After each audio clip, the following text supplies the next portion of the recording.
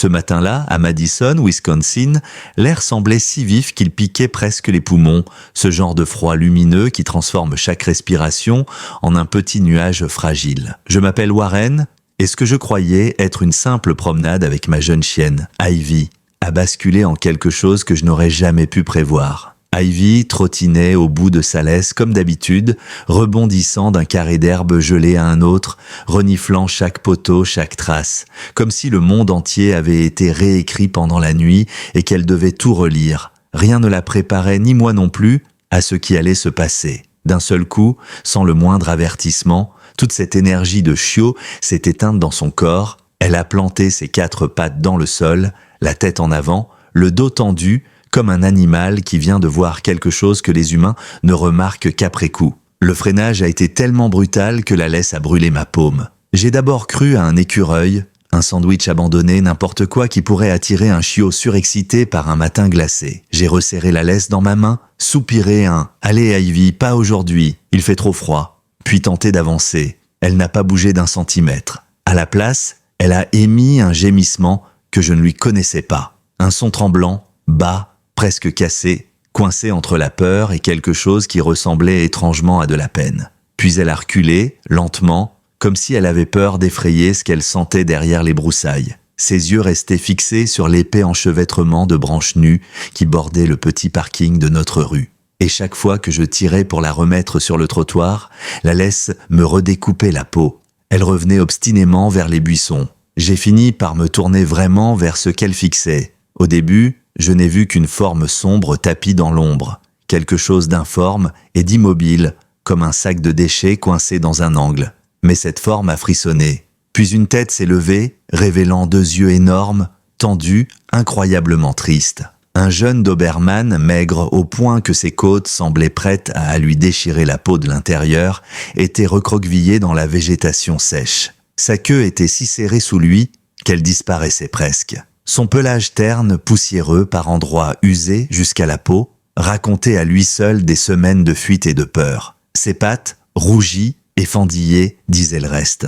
Tout en lui murmurait qu'il avait appris à ne rien attendre de bon des humains. Ivy n'a pas aboyé, n'a pas avancé d'un bond, n'a rien fait de ce qu'un chiot surexcité fait normalement. Elle s'est doucement couchée au sol, ventre contre la glace, et a avancé uniquement avec ses coudes, comme si elle entreprenait une mission délicate. Elle a laissé un espace entre eux, un espace calculé, respectueux. Quand le Doberman, que je ne connaissais pas encore, mais dont le regard me traversait comme un appel, a sursauté. Elle s'est reculée d'1 centimètre, comme pour s'excuser d'exister trop près. Moi, je pensais à mes mails de travail, aux courses à faire, aux obligations. Je me répétais que ce n'était pas mon problème, pas ce matin, pas avec tout ce qu'il y avait déjà à gérer. Les refuges existent, pour ça, non? Les services municipaux aussi. Pourtant, quand j'ai tenté une dernière fois de faire avancer Ivy, elle s'est transformée en mur, un mur blanc et têtu. Et pour la première fois depuis des mois, j'ai senti, dans l'attraction de sa laisse, quelque chose qui n'avait rien d'un caprice. Elle voulait me dire quelque chose en silence. Non, elle me suppliait. J'ai tiré légèrement pour signifier « Allez, Ivy, on a essayé ». Elle a répondu en plantant ses griffes dans l'asphalte et en s'enfonçant vers l'arrière, le regard tourné à tour de rôle vers moi et vers ce chiot effrayé. Un mouvement minuscule, presque maladroit, mais terriblement clair. Ce n'était plus une question d'obstinaton, c'était un ultimatum. Soit on partait tous les 3, soit personne ne partait. J'ai capitulé sans comprendre que j'avais déjà perdu. Je me suis accroupi près des buissons, lentement, le corps légèrement tourné pour ne pas imposer ma présence. « Hé, petit gars !» ai-je soufflé avec une douceur que je réservais normalement aux enfants anxieux. Le Doberman tremblait si fort que les feuilles vibraient autour de lui. Ivy s'était assise à côté, ni trop près ni trop loin, gardant cet espace fragile où la confiance pouvait respirer. Elle avait cette posture étrange, oreilles détendues, queue tapotant le sol, qui disait 1000 fois plus que des mots. J'ai sorti 2 friandises. J'en ai posé une au sol, la glissant lentement vers lui. Il n'a pas bougé. Alors je l'ai rapproché encore d'1 centimètre avant de retirer ma main. Long silence, puis un souffle hésitant. Sa tête s'est tendue comme un ressort fatigué, son nez a tremblé.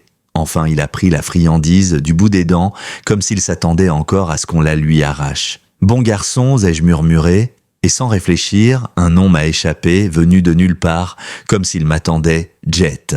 Ivy n'a pas bougé d'un poil. Elle lui laissait tout l'espace du monde, elle le laissait exister. Quand j'ai passé un bras sous son torse pour le soulever, j'ai tout fait au ralenti. Sa peau était trop chaude sous mes doigts, son cœur battait trop vite, trop près.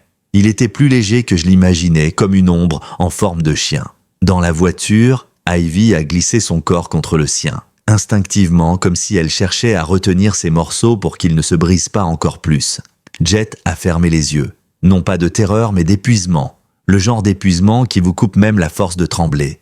Et tout a véritablement commencé là. Lorsque nous avons poussé la porte de la clinique vétérinaire de Madison, la chaleur nous a enveloppés si brusquement que j'ai senti Jet tressaillir dans mes bras. Le hall sentait le désinfectant et la laine mouillée, ce mélange familier qui promet autant la guérison que les mauvaises nouvelles. Une assistante vétérinaire en blouse bleu pâle a levé les yeux, puis son visage s'est transformé en une expression que j'ai déjà trop vue dans ma vie.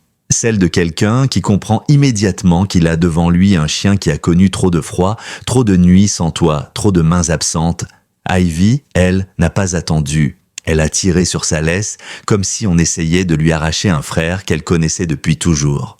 Les murs résonnaient du bruit de ses griffes sur le carrelage à chaque fois qu'une porte intérieure bougeait. Elle ne lâchait pas Jet du regard, même quand on m'a demandé de le poser sur la balance. Et cette balance, c'est elle qui a parlé la première. Son chiffre était si bas que même la technicienne a perdu son sourire. Elle a simplement soufflé « On va s'occuper de lui ». Et j'ai senti dans sa voix ce mélange de professionnalisme et de lassitude qu'ont ceux qui voient de trop souvent des animaux arriver au bout de leur résistance.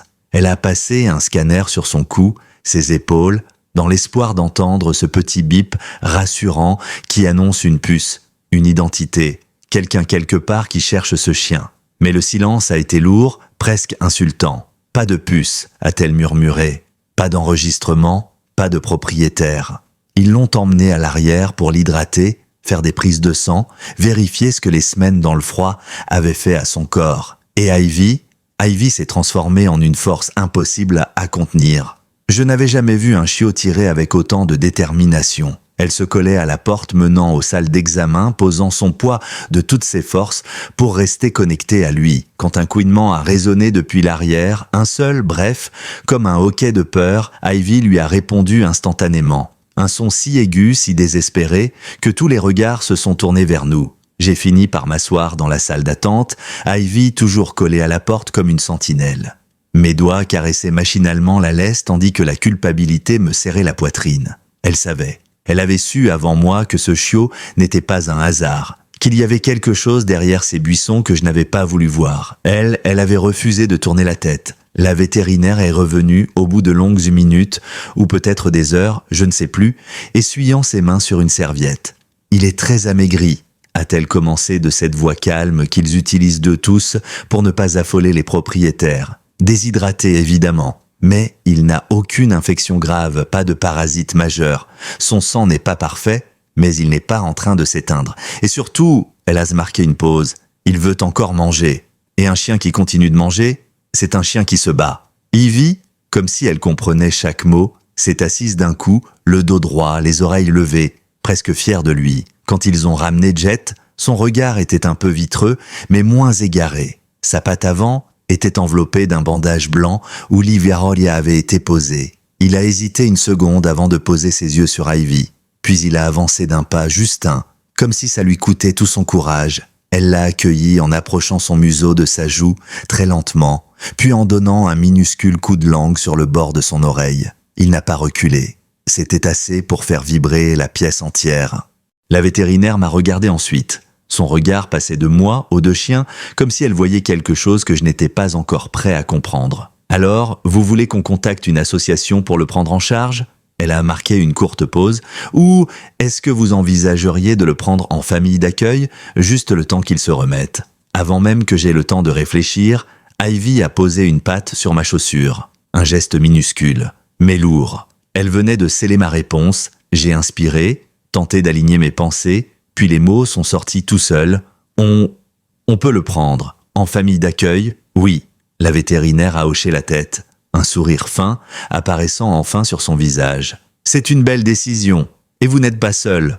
On sera là pour vous aider. Jet, lui, ne comprenait pas encore ce que cela signifiait. Mais quand nous avons quitté la clinique et que je l'ai posé dans la voiture à côté d'Ivy, il a poussé un souffle si long, si profond, qu'il semblait expirer plusieurs semaines de peur d'un coup.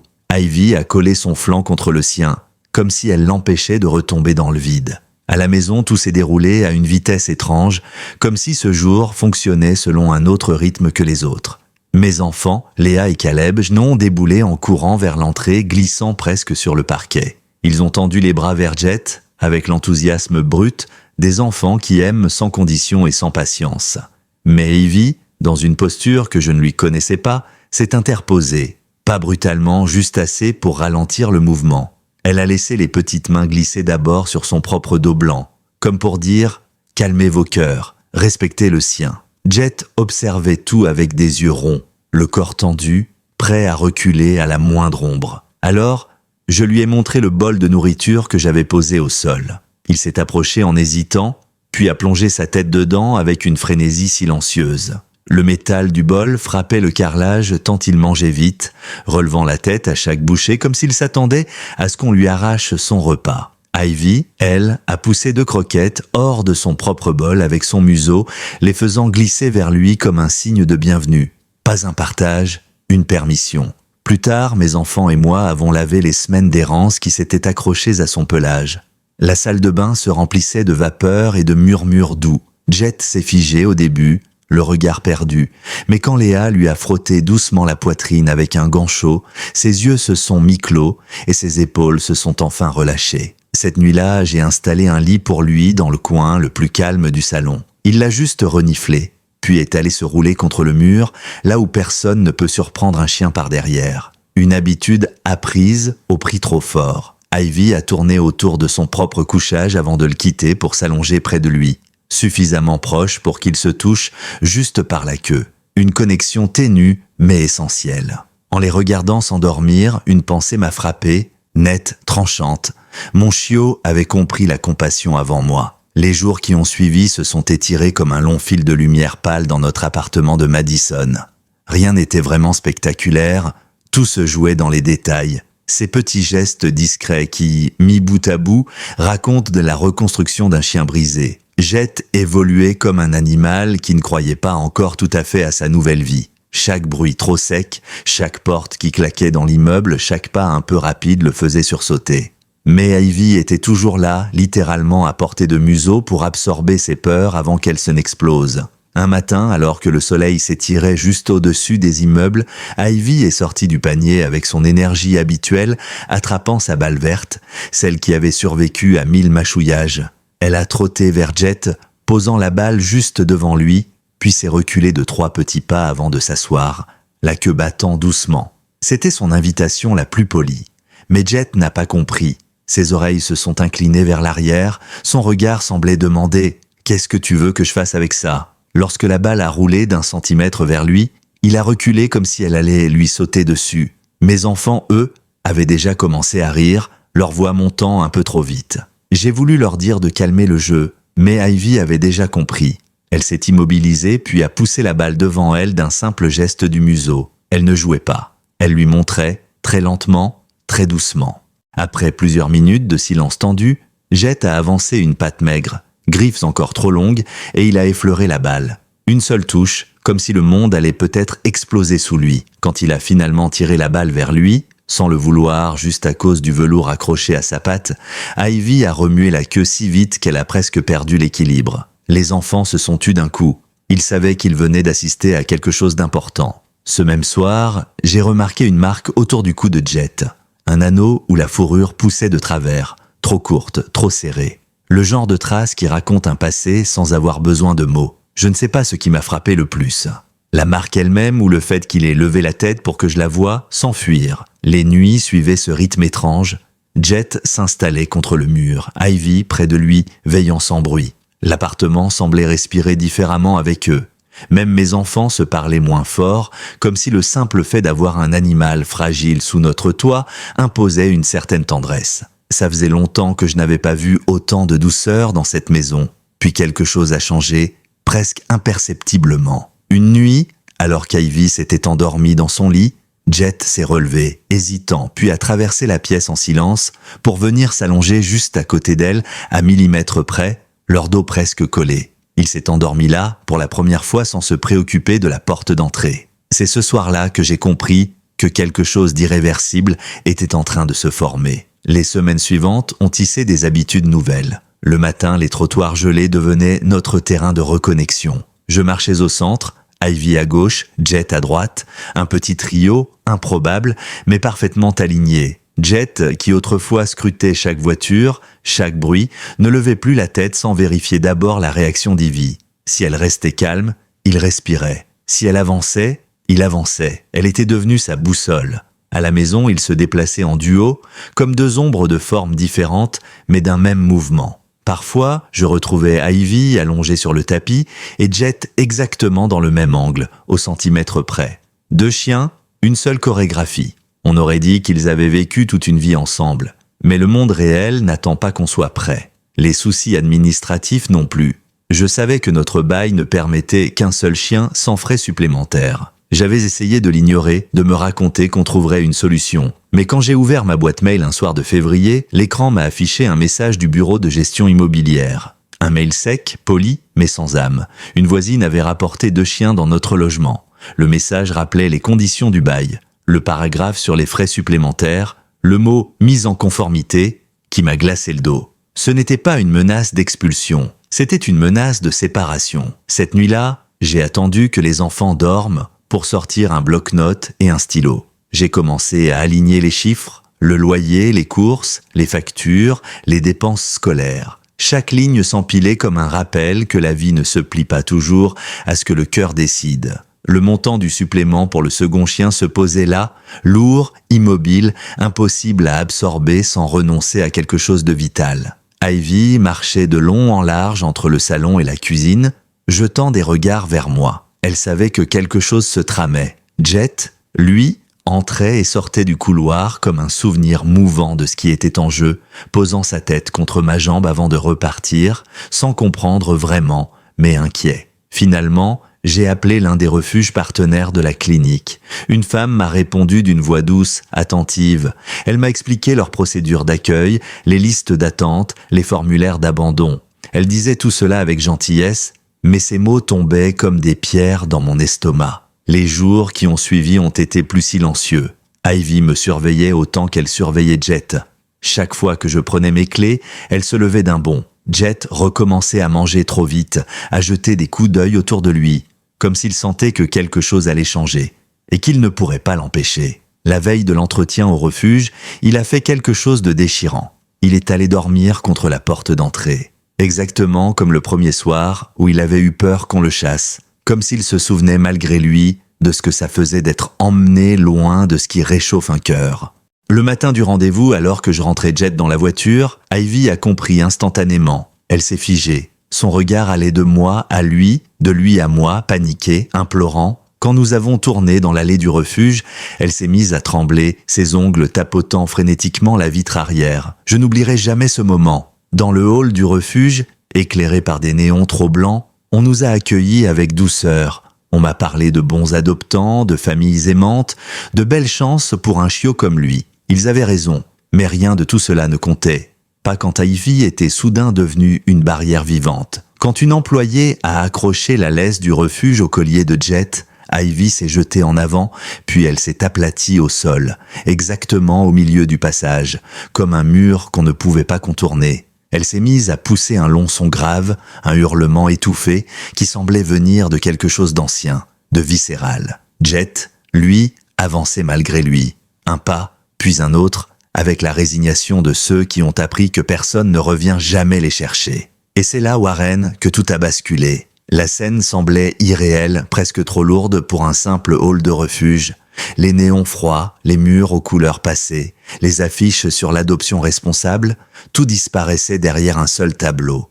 Ivy, plaquée au sol comme si la terre elle-même la retenait, et Jet, traîné malgré lui vers un couloir qu'il semblait connaître par instinct. Ce n'était pas un chien qu'on emmenait, c'était un cœur qu'on arrachait. Une employée s'était accroupie, tentant de glisser une main rassurante sous le poitrail d'Ivy. « On va s'occuper de lui, je vous promets », murmura-t-elle.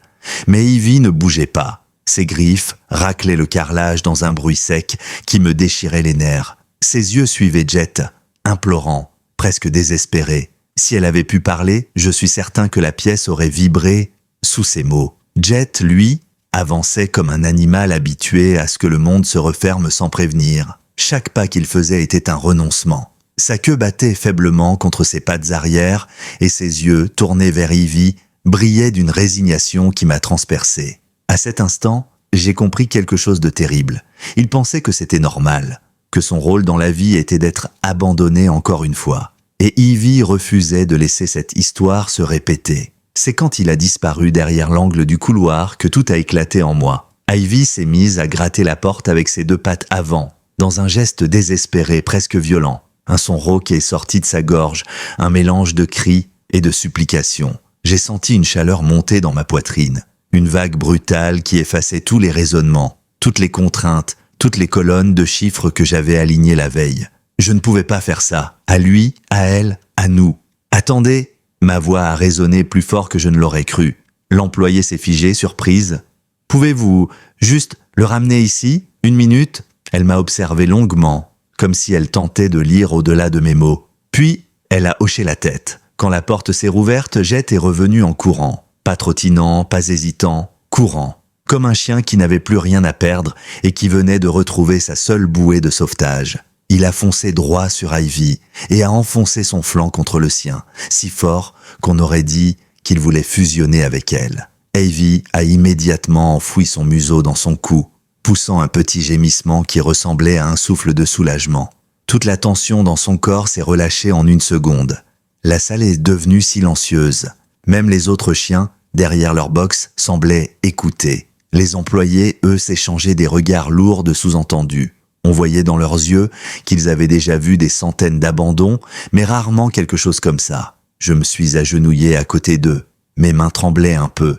Je ne peux pas les séparer, ai-je murmuré. Je pensais que je pourrais, que c'était raisonnable.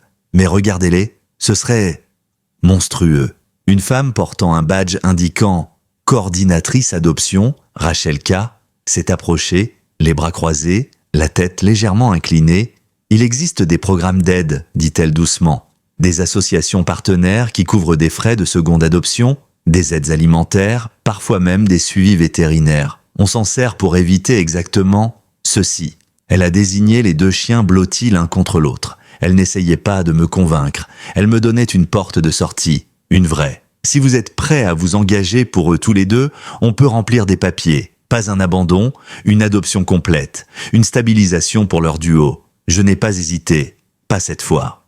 Elle m'a tendu un formulaire différent. Les cases étaient claires, adoptant, Warren L, animal 1, Ivy, berger américain blanc, animal 2, Jet, Doberman croisé. Je n'arrivais pas à détacher mon regard de leurs 2 noms alignés sur le même document, comme 2 chapitres qui n'auraient jamais dû être séparés. J'ai signé. La pointe du stylo rasait presque le papier tant ma main tremblait. Quand j'ai terminé, Rachel m'a souri en coin, ce sourire qu'ont les gens qui viennent de sauver quelqu'un sans bouger de leur place. Alors, bienvenue officiellement à la famille.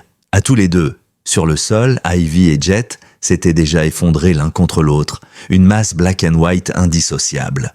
Jet avait ses yeux mi-clos, Ivy respirait lentement, comme si elle reprenait enfin possession de son cœur. Une employée passait à côté d'eux et s'est arrêtée, étonnée de les voir si soudés. « On dirait un seul chien avec 2 têtes », a-t-elle murmuré. Et pour la première fois depuis 2 semaines, j'ai ri.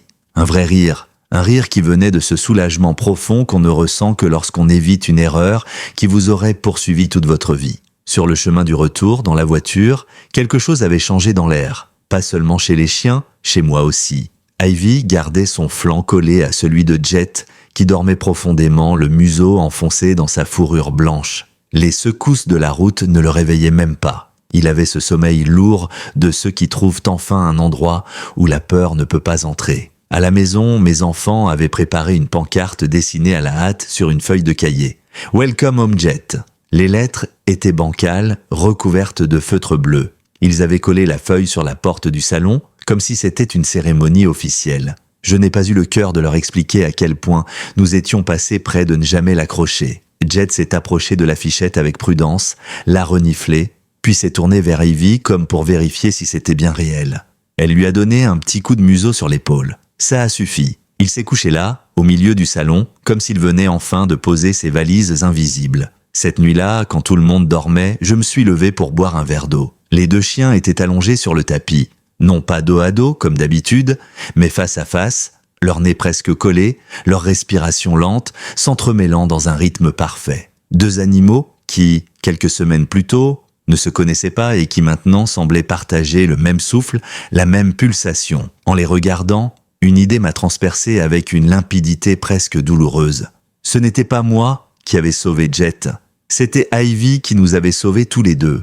Les jours ont commencé à se fondre les uns dans les autres, comme si notre petit appartement de Madison devenait le cœur battant d'un monde plus doux. J'avais l'impression d'observer, en direct, la lente métamorphose d'un chien qui avait vécu dans l'ombre et qui apprenait enfin à marcher dans la lumière. Jet n'était pas devenu confiant du jour au lendemain, mais chaque progression, aussi minuscule soit-elle, ressemblait à une victoire arrachée au temps. Le matin, nos promenades prenaient un rythme presque cérémoniel. Ivy avançait en tête, d'un pas affirmé mais tranquille, avec cette façon de trotter qui donnait l'impression qu'elle connaissait la route par cœur, même si nous changions d'itinéraire. Jet marchait juste à sa hauteur, comme un écho sombre de sa silhouette éclatante. Au début, il scrutait chaque mouvement, chaque bruit. Les portes de voitures qui claquaient, les camions de livraison, les pas rapides sur le trottoir, tout semblait l'alerter. Mais systématiquement, avant d'apprendre quoi que ce soit de ce nouveau monde, il regardait Ivy. C'était devenu presque comique tant c'était constant. Un bus passait, Jet tournait la tête vers Ivy. Une moto démarrait, encore Ivy. Une poubelle roulait sur le bitume, Ivy.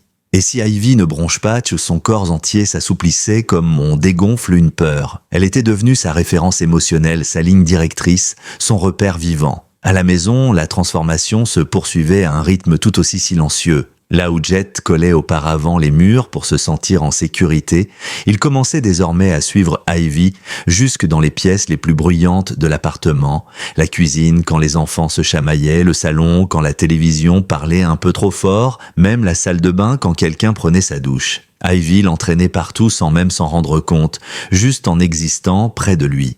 Les soirs, mes enfants s'installaient sur le tapis pour faire leurs devoirs. Au début, ils posaient leurs cahiers un peu à l'écart, par respect pour l'espace fragile de Jet. Mais peu à peu, 2 choses ont changé. Les enfants se sont rapprochés de lui, et lui s'est laissé approcher. Un soir, je les ai trouvés posés sur le sol, les cahiers ouverts, les crayons qui roulaient, et 2 chiens installés en plein milieu du petit cercle familial. Ivy, imperturbable, allongée sur le flanc, sa tête posée sur un coussin. Jet, à peine à quelques centimètres, le museau glissé entre ses pattes avant, l'air presque paisible. Là où autrefois il aurait sursauté au moindre crayon tombé, il se contentait maintenant de lever une oreille, puis de réajuster sa position pour rester près d'Ivy. Mes enfants lisaient à voix haute leurs leçons, et parfois, sans qu'on sache pourquoi, Jet fermait les yeux comme si cette musique-là lui plaisait. Puis un jour, le test ultime arriva. Un ami de mes enfants est venu nous rendre visite, accompagné de son jeune chien, un petit mélange vif nommé Bixby, un feu follet à 4 pattes. L'arrivée de Bixby dans notre appartement a été un véritable ouragan. Griffes sur le parquet, jappements excités, queue battant frénétiquement comme un drapeau de fête. Quelques mois plus tôt, Jet se serait recroquevillé contre un mur. Il aurait tremblé, peut-être même grogné par pur réflexe de survie. Mais ce jour-là, il a simplement attendu. Son regard s'est tourné vers Ivy. Elle a observé Bixby s'avancer en bond maladroit, puis elle a remué la queue. Un seul mouvement, lent, confiant. Un feu vert silencieux. Et Jet a fait quelque chose que je n'aurais jamais imaginé voir si tôt. Il s'est couché doucement, devant Bixby, les pattes avant étirées, la queue bougeant dans une petite invitation. Une posture de jeu, une vraie. Les enfants se sont figés, étonnés. Moi aussi.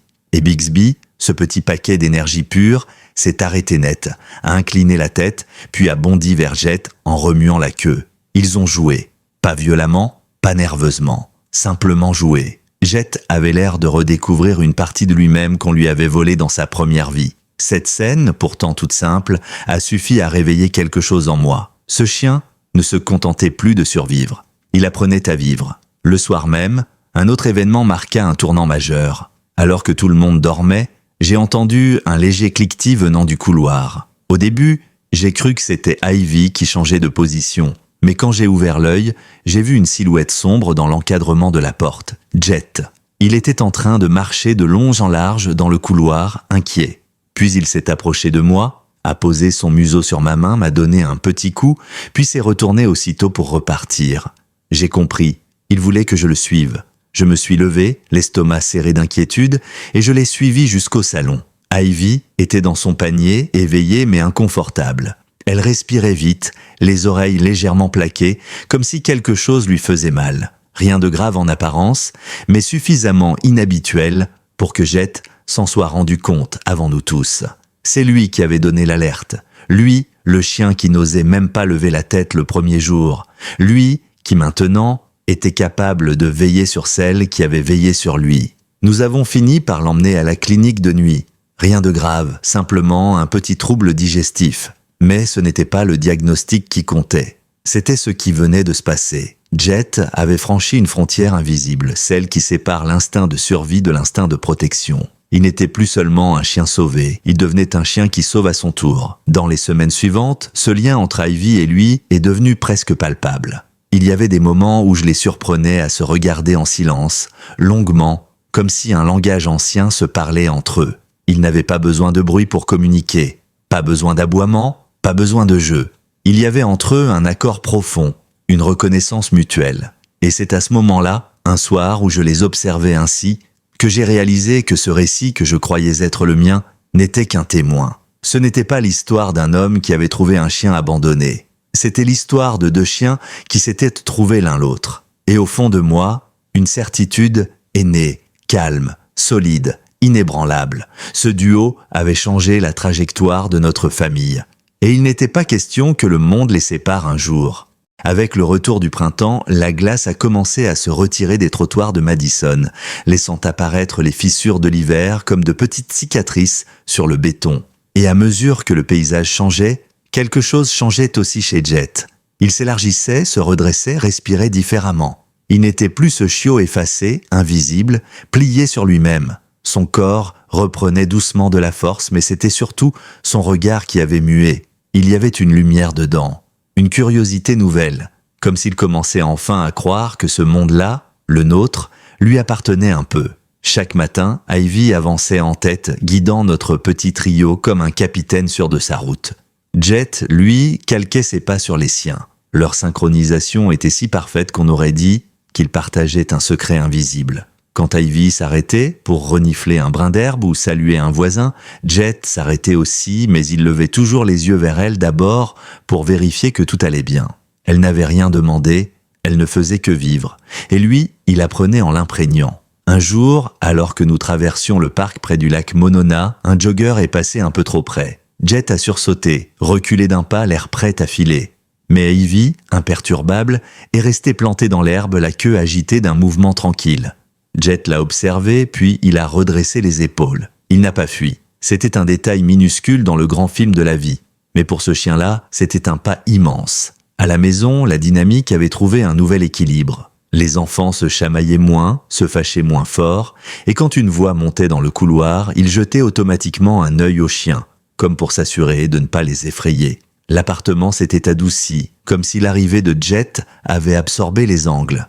Ivy et lui étaient devenus une paire inséparable. Si Ivy se couchait dans le salon, Jet faisait de même. Si elle changeait de pièce, il la suivait. Pas par dépendance, mais par choix. Et ce choix-là était encore plus puissant. Ils s'allongeaient parfois dans la même position, presque miroir l'un de l'autre, deux corps contrastés, noir et blanc, parfaitement alignés. Puis, il y a eu cette scène que je n'oublierai jamais, parce qu'elle a révélé la dernière pièce du puzzle, la capacité de Jet à aimer en retour. C'était un soir calme.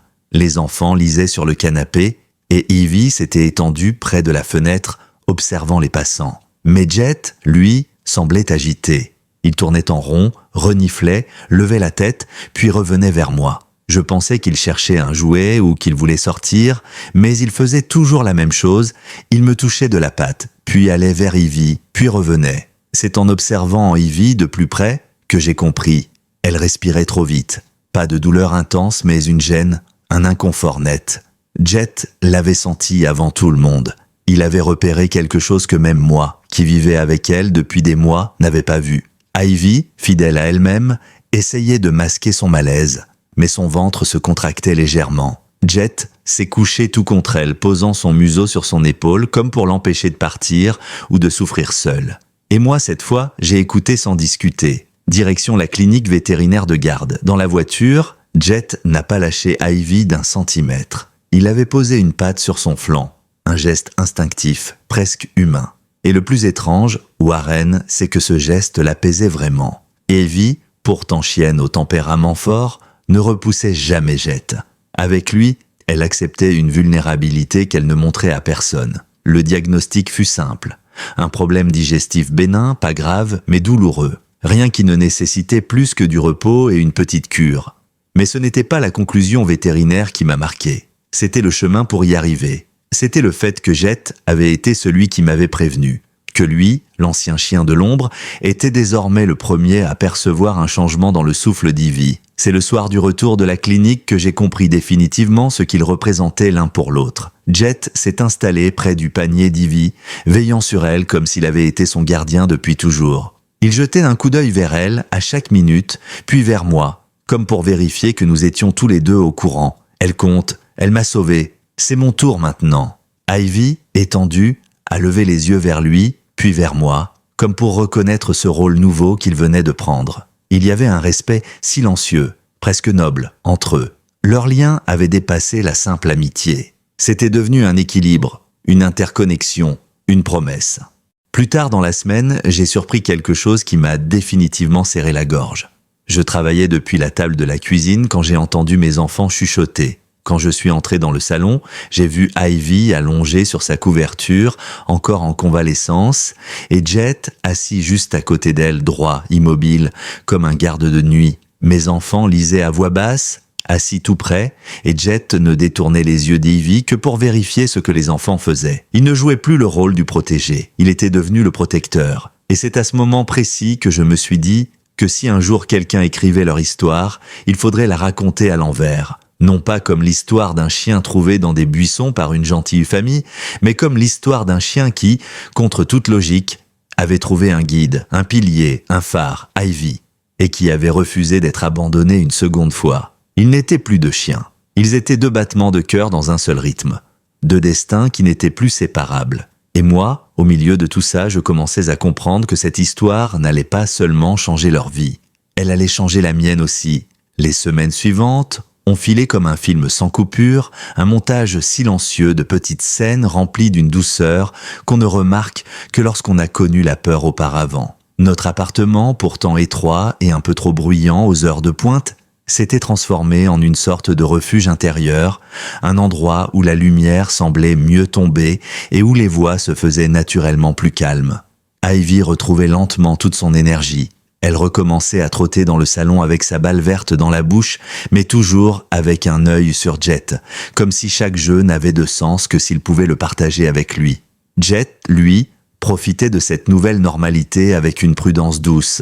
Ses pas perdaient leur hésitation, son regard gagnait en rondeur, et sa démarche, autrefois nerveuse, devenait plus fluide, presque élégante. Il ressemblait enfin au chiot qu'il aurait dû être depuis le début.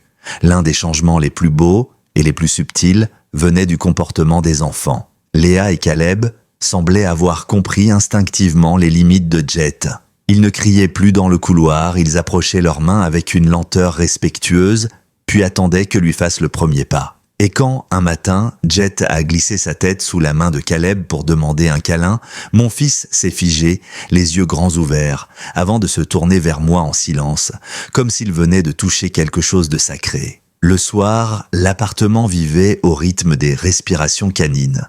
Les chiens s'installaient presque toujours sur le tapis du salon, Ivy étendue de tout son long, et Jet en croissant de lune, juste derrière elle. Parfois, je retrouvais leurs pattes entrelacées sans qu'ils s'en rendent compte, comme si leur corps cherchait la proximité même dans le sommeil. Je restais debout un moment à les observer, sans faire de bruit, et une idée revenait sans cesse.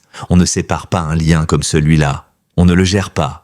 On ne l'administre pas, on ne l'optimise pas, on l'honore. Un samedi de fin d'après-midi, alors que le soleil tombait derrière les immeubles, mes enfants ont invité une petite bande d'amis pour un goûter. Ils avaient promis de faire attention, mais je sentais déjà l'ouragan de l'excitation monter dans l'appartement. 3 enfants de plus, 3 voix de plus, 3 paires de pieds qui courent d'eau partout. J'ai jeté un regard vers Jet, inquiet pour lui. Mais Ivy s'est levée avec un calme souverain, s'est avancée vers la porte et a accueilli le premier invité avec un petit aboiement joyeux. Jet a observé de loin, un peu tendu, son regard passant du groupe d'enfants à Ivy, puis à moi. « Ça va aller, mon grand », ai-je murmuré. Et effectivement, ça a été plus que ça. Les enfants, dans leur euphorie, avaient ramené aussi une petite chienne. Poppy, un mélange de terrier et de quelque chose d'indéfinissable, 2 kilos d'énergie pure. Poppy a déboulé dans le salon comme un boulet de canon miniature et s'est arrêtée net devant Jet.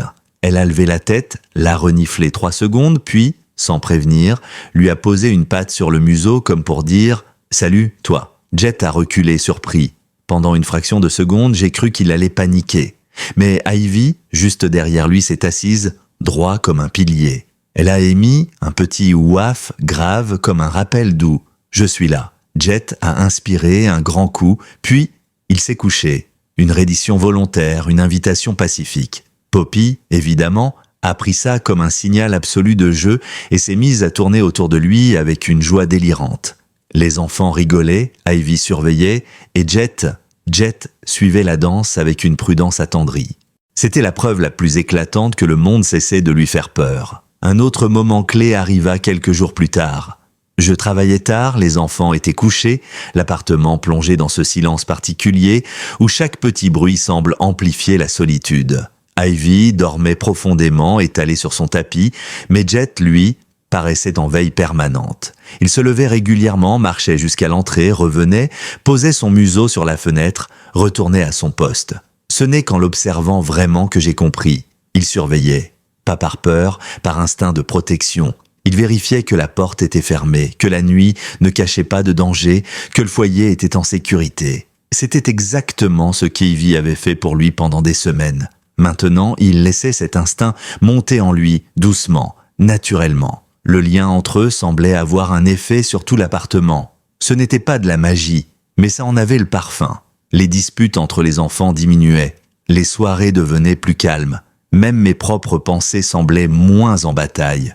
Je m'endormais plus vite, respirais plus profondément. La présence de ces 2 chiens créait un équilibre que je ne savais même pas manquer avant de l'avoir. Et pourtant, une inquiétude persistante se glissait parfois dans mon esprit. Ce n'était pas la peur de manquer d'argent, ni celle de gérer 2 chiens au quotidien. C'était la conscience aiguë que quelque chose d'extraordinaire se déroulait sous mes yeux. Quelque chose de fragile, de rare, un lien que je ne pouvais ni fabriquer ni remplacer. Je me surprenais parfois à poser ma main sur la tête de Jet et à murmurer « Tu es chez toi maintenant, d'accord ? Tu ne retourneras jamais là-bas ». Parfois, il répondait en fermant les yeux, et parfois en me donnant un petit coup de museau, comme s'il refusait de me laisser croire que je lui devais encore quelque chose.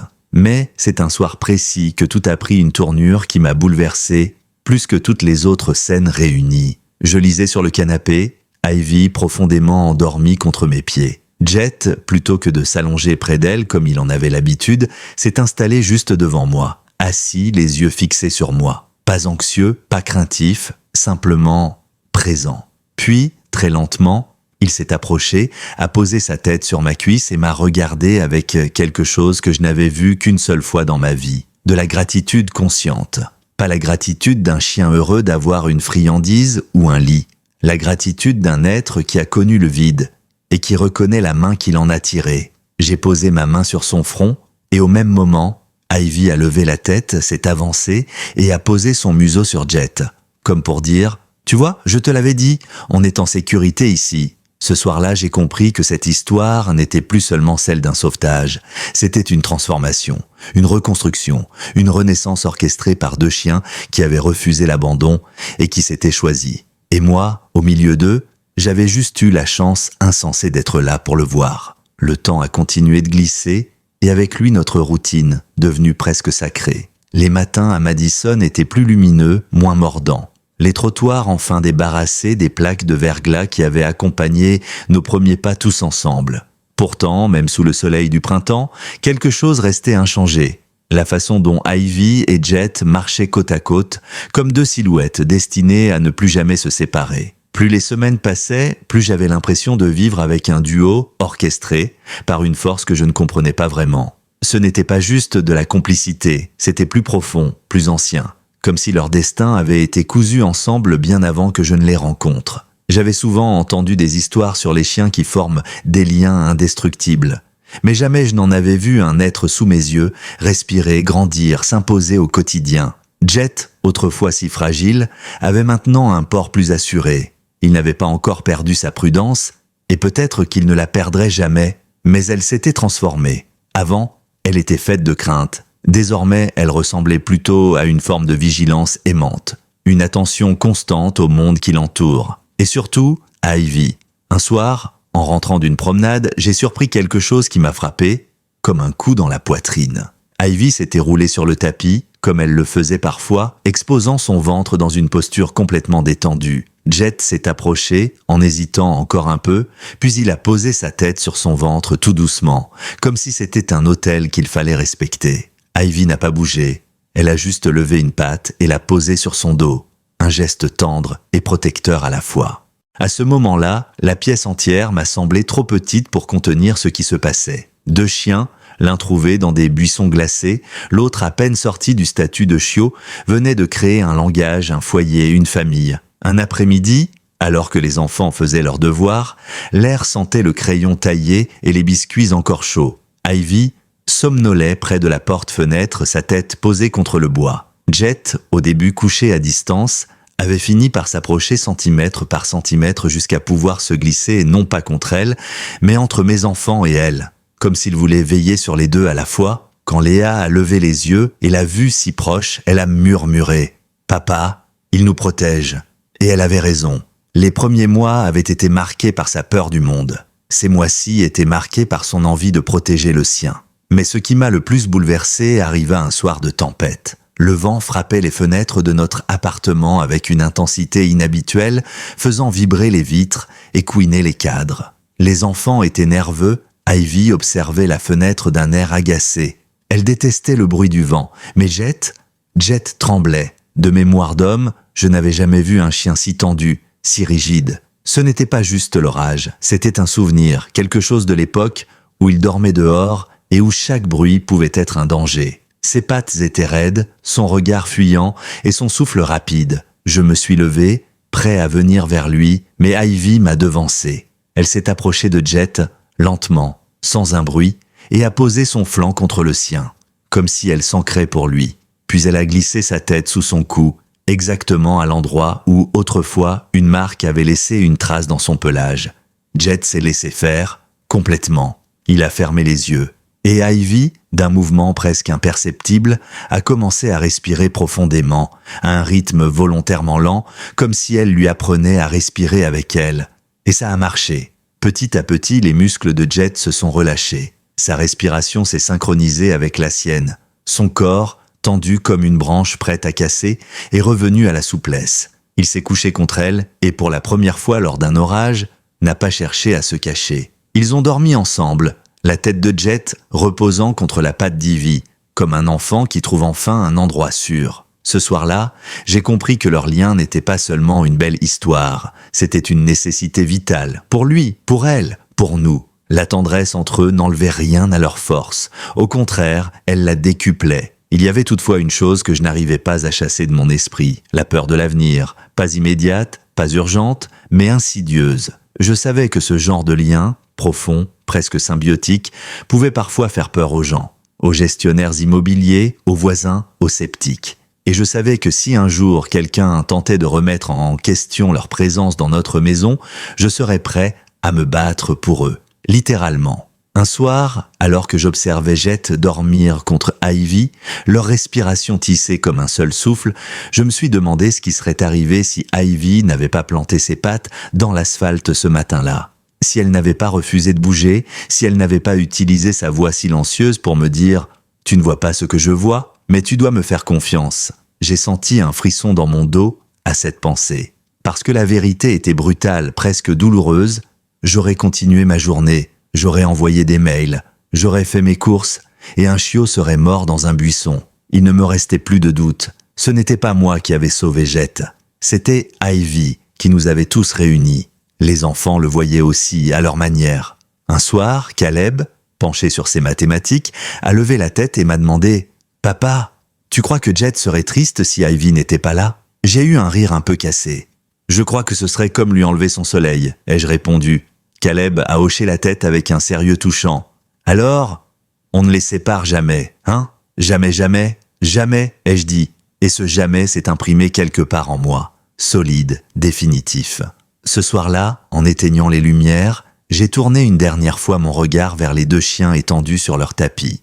Jet avait une patte posée sur celle d'Ivy, comme pour s'assurer qu'elle ne disparaîtrait pas pendant la nuit. Ivy, elle, avait ses oreilles légèrement levées, comme si elle veillait même en dormant. Et j'ai compris que leur histoire n'était pas seulement une succession d'événements. C'était un fil tissé par un instinct que je ne posséderais jamais, un fil qui avait attrapé un chiot abandonné pour finalement recoudre une famille entière. Au fil des mois, la vie s'est mise à couler avec une douceur que je n'avais jamais vraiment connue. Pas une douceur spectaculaire ou romanesque, mais cette tendresse du quotidien, celle qu'on ne remarque que quand on la perd. Notre appartement de Madison était encore petit, les factures encore trop nombreuses, le travail toujours exigeant. Rien n'avait changé en apparence, et pourtant, tout avait changé. Le matin, lorsque je me réveillais, la première chose que j'entendais n'était plus la circulation dans la rue ou le radiateur qui claquait, mais les respirations synchronisées d'Ivy et Jet, toujours couchés l'un contre l'autre, toujours dans la même posture, comme deux morceaux parfaitement imbriqués d'un même puzzle. Parfois, Ivy avait son museau posé sur le dos de Jet, parfois c'était lui qui enfouissait sa tête dans son cou. Même leurs rêves semblaient se répondre.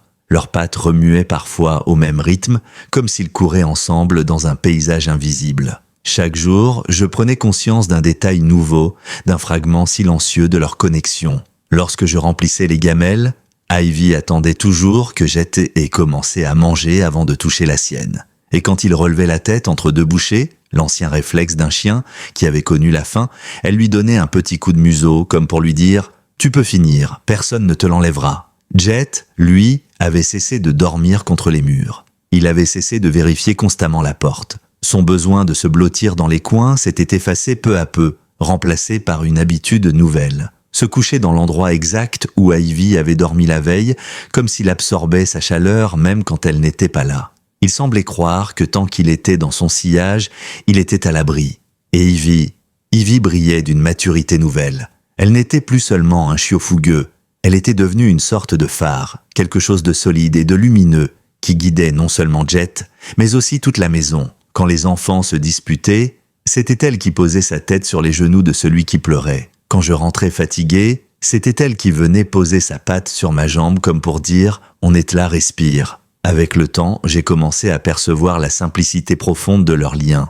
Il n'y avait pas de jalousie, pas de rivalité, pas de tension, juste un équilibre, une harmonie qui semblait effacer les angles de nos vies humaines, à tel point que certains soirs, quand je les voyais tous les deux endormis sur le tapis, j'avais l'impression que le monde entier tenait dans ce carré de tissu. Et pourtant, malgré cette apparente sérénité, un événement vint tout bouleverser. Un soir de juin, je travaillais tard sur mon ordinateur quand un bruit sourd a résonné dans le couloir. Pas un bruit menaçant, juste quelque chose qui aurait pu passer inaperçu si je n'avais pas vécu avec deux chiens aussi attentifs. Ivy s'est redressée immédiatement, oreilles pointées, mais sans panique. Jet, en revanche, s'est figé.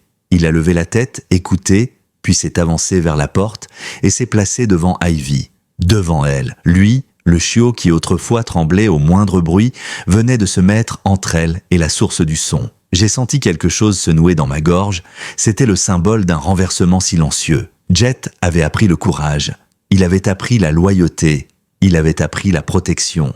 Quand j'ai ouvert la porte, il a hésité une seconde, puis il est resté près d'Ivy. Comme un garde du corps, même une simple livraison Amazon devenait l'occasion pour lui de montrer qu'il pouvait veiller à son tour. À partir de ce jour-là, il ne s'est plus contenté de suivre Ivy, il la complétait. Quand elle s'excitait un peu trop en voyant un écureuil, il lui donnait un coup d'épaule pour la calmer. Quand elle se plaçait trop près de la rue en promenade, il s'interposait. Quand elle dormait trop profondément, il vérifiait la pièce avant de s'allonger. Il n'était plus le chiot qu'on avait trouvé dans les buissons. Il n'était plus un fardeau. Il n'était plus un être fragile. Il était devenu son égal. Et c'est peut-être ce changement-là qui a le plus transformé notre maison. Un matin, la mère d'un camarade de Caleb est venue déposer son fils. Elle avait un énorme Golden Retriever nommé Captain, un chien massif mais adorable. Captain a traversé notre salon comme un bulldozer joyeux. Ivy, qui d'habitude adore les visites, est restée un peu en retrait. Elle semblait fatiguée. Rien de grave, juste un petit coup de mou. Captain, excité, a foncé vers elle, queue battante. Et Jet s'est interposé. Pas agressif, pas tendu, juste ferme. Il a levé la tête, posé son corps devant Ivy et a fixé Captain avec une intensité calme. Pas un son, pas un grognement, juste un message limpide. Doucement, elle n'a pas l'énergie aujourd'hui. Captain, chien intelligent malgré son chaos, s'est arrêté immédiatement. Il a tourné la tête vers son propriétaire, puis vers Jet, puis il s'est posé sur le sol à 1 mètre de là, apaisé. La mère du camarade m'a lancé un regard surpris. « Eh bien, on dirait que votre Doberman protège toute la maison. » J'ai souri, incapable de dire la vérité entière. Il protège surtout sa moitié. Puis vint l'un des moments les plus marquants de ces derniers mois. Un soir où la pluie tambourinait contre les fenêtres, les enfants étaient couchés depuis peu. J'étais dans la cuisine, rangeant quelques affaires, quand j'ai entendu un petit couinement. Pas un gémissement de douleur, plutôt un appel. Ivy s'était levée péniblement, l'air un peu patraque encore une fois, et tentait de changer de panier. On voyait qu'elle n'était pas à l'aise. Et Jet, en une fraction de seconde, est arrivé près d'elle. Il l'a frôlé du museau comme s'il prenait sa température émotionnelle. Puis, il s'est assis juste derrière elle, exactement à l'endroit où elle risquait de perdre l'équilibre. Il la soutenait. Littéralement. Elle s'est allongée lentement et Jet s'est installé contre son dos comme un mur chaud, un rempart contre l'inconfort. Ses yeux, habituellement vifs, étaient maintenant entièrement consacrés à sa présence à elle. J'ai pensé à cette première nuit, celle où il dormait contre le mur, si petit et si terrifié. Et voilà qu'il devenait une forteresse pour celle qu'il avait recueillie. À ce moment-là, j'ai compris que quelque chose de profond s'était renversé. Le rôle de sauveur n'était plus unilatéral. Ivy avait été son refuge. Il était devenu le sien. Je croyais connaître la beauté de leur lien. Mais ce soir-là, j'ai compris que je n'en avais encore vu qu'un fragment. Parce que ce lien n'avait pas fini de grandir. Et ce qu'il allait provoquer dans les jours à venir. Je n'aurais jamais pu l'imaginer. Les derniers mois ont glissé comme une saison entière écrite en nuances douces. Il n'y avait plus de traces du chiot tremblant trouvé dans un buisson ce matin d'hiver. Plus de traces non plus du chiot fougueux qu'était Ivy au début. À la place, il y avait une harmonie, une unité, 2 chiens qui semblaient avoir fusionné leur trajectoire pour n'en former qu'une seule, comme si le destin avait tricoté leur chemin bien avant qu'ils ne se croisent.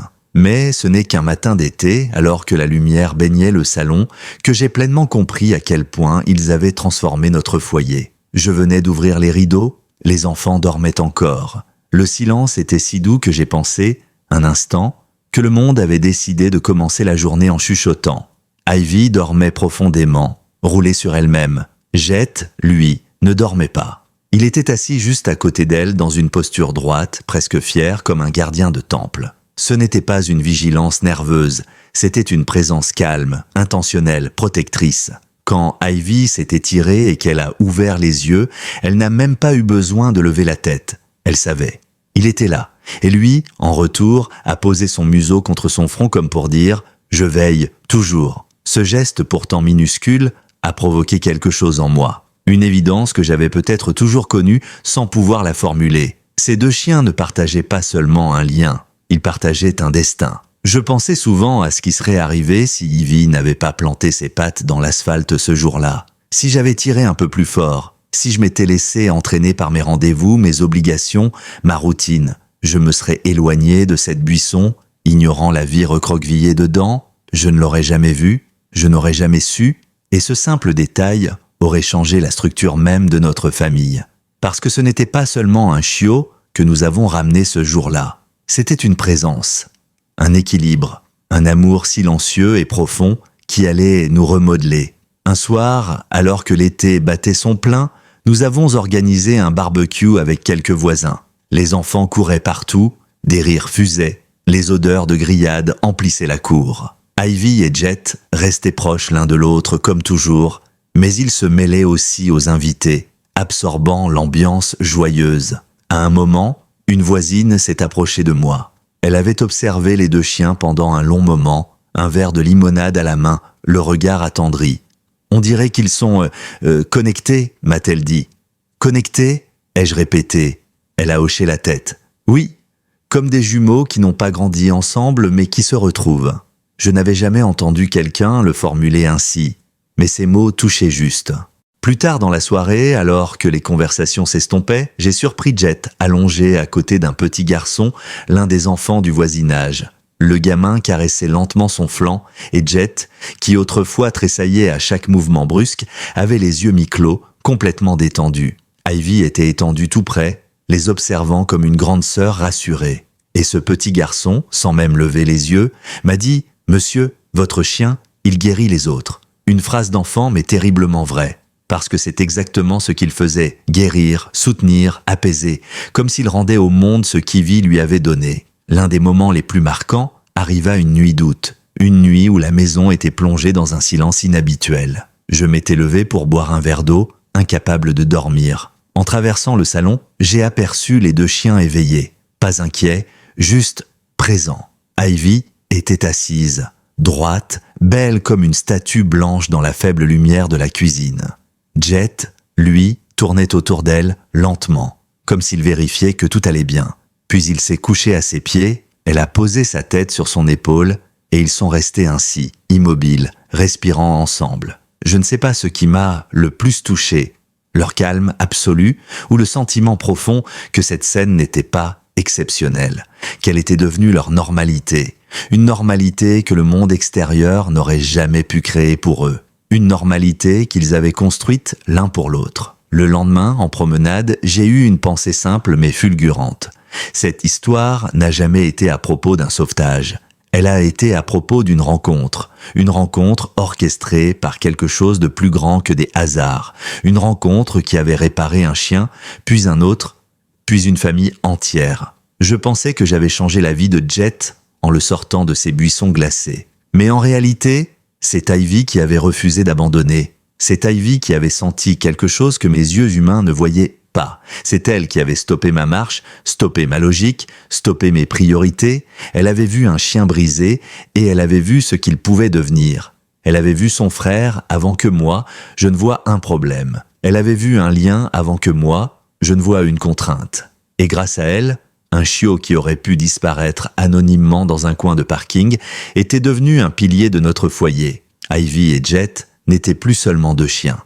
Ils étaient un duo, une unité, une harmonie vivante. Leur histoire avait commencé avec un refus de marcher. Quelques mois plus tard, elle se poursuivait avec deux chiens avançant au même rythme, dans la même direction, comme deux battements d'un seul cœur. Alors si quelqu'un, en regardant cette vidéo, se demande si ça vaut la peine de s'arrêter quand un animal apeuré croise votre chemin, si ça vaut la peine d'écouter un chiot qui refuse d'avancer, si ça vaut la peine de tendre la main juste une fois, je veux que la réponse résonne clairement. Oui, parce que parfois, ce que vous sauvez n'est pas seulement un animal, c'est une part entière de votre propre vie. Bienvenue dans la famille Brave Paws. Merci de croire, vous aussi, que chaque arrêt peut devenir un miracle.